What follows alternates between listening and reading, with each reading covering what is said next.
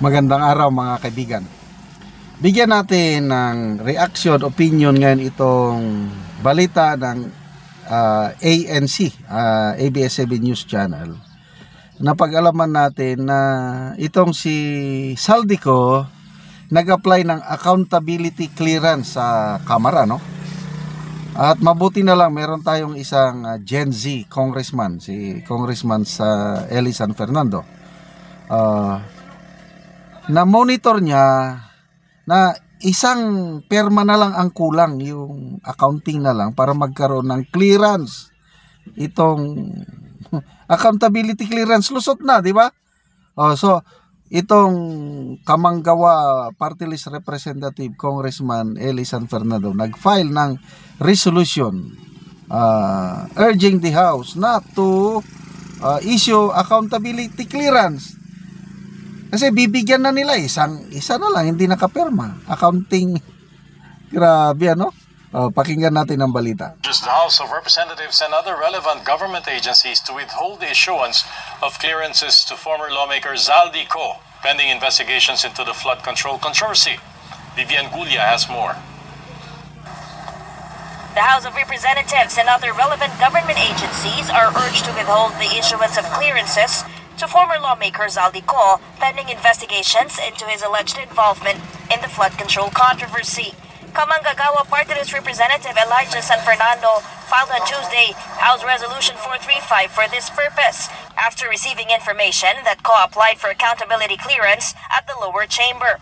Nung nakita ko yung dokumento, ay meron na lang isang department na hindi pumipirma. Wow! And that is the accounting department. Kapag binigyan siya ng clearance, it's as if the institution is letting him walk away scot-free. In a text message to ABS-CBN News, House Secretary Jeff... Yun. Grabe ano? Ano ba talaga ang gusto ng administrasyong ito? Pinalitan na nga nilang speaker. Iba na, bago na. Lang, kung yung mga ganitong pangyayari lumalabas, same lang. Tama. Dahil dito based on this incident, bibigyan mo ng accountability clearance ang isang Saldico. Tama si Congressman Barsaga na itong pumalit na speaker, si Bujidi, tuta ni Romualdez. Bakit mo bibigyan ng clearance? Ongoing pa ang investigasyon. Anong sabi ng ICI? May mga evidences sila na talaga 22 billion ang na-deliver na cash kay Saldico. Cleared siya, accountability. Ay nako. At sana totoo yung sinasabi ni Ombudsman Remulla na isa si Saldico na kakasuhan na sa Sandigan Bayan. So, yan na lang ang nakikita nating pag-asa na magkaroon tayo ng hustisya, itong kasuhan nila si Saldico. Pag nabigyan siya ng clearance ng House, pwedeng gamitin yun sa korte. Cleared ako. Wala akong accountability. So, sige na lang. Wala tayong magagawa. Kundi ganito na lang. Magreklamo. Maglabas ng hinaing.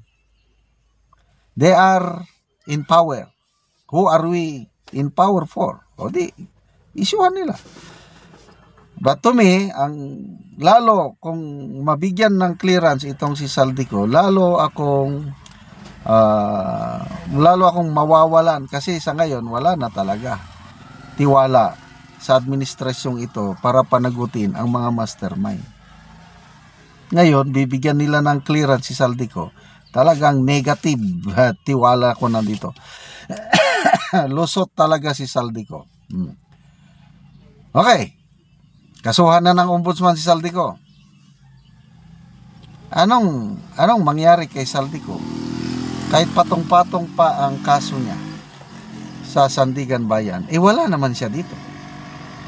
May epekto ba yung kaso niya kung wala naman siya dito? Wala.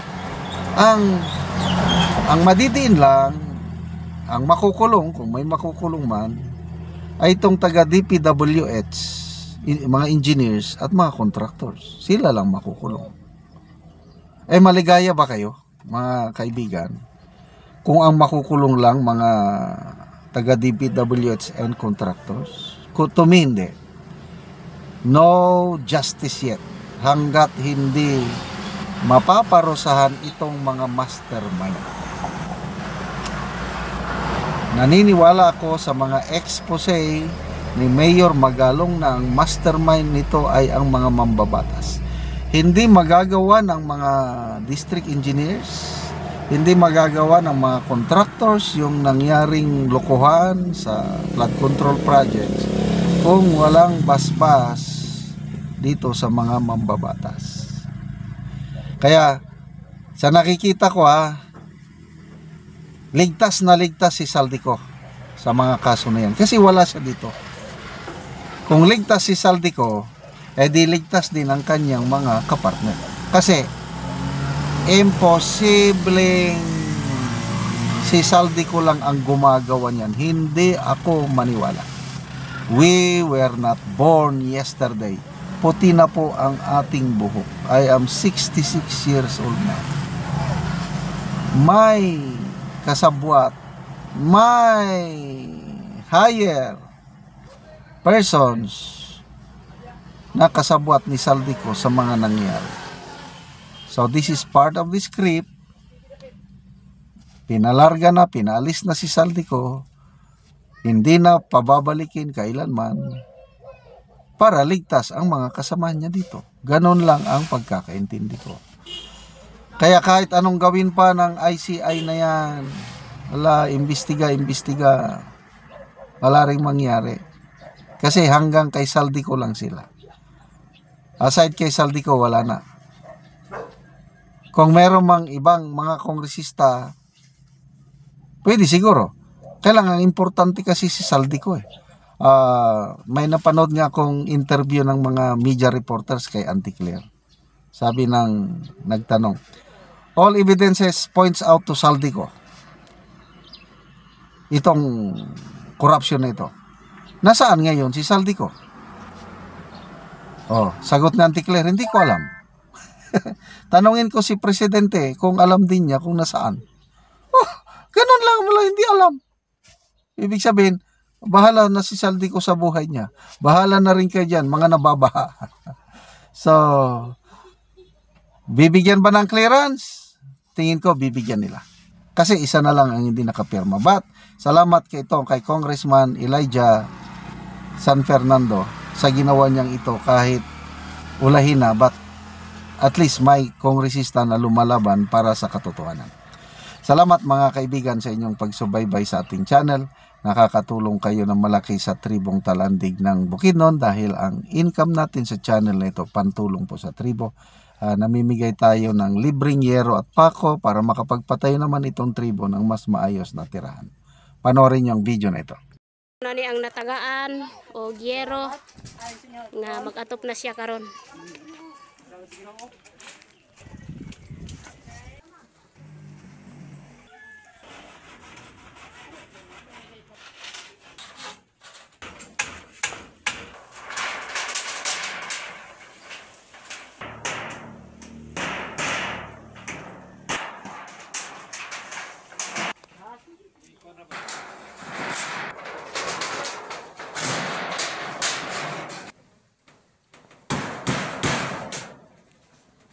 O gumana gyud ang pag-atop ni Kuya.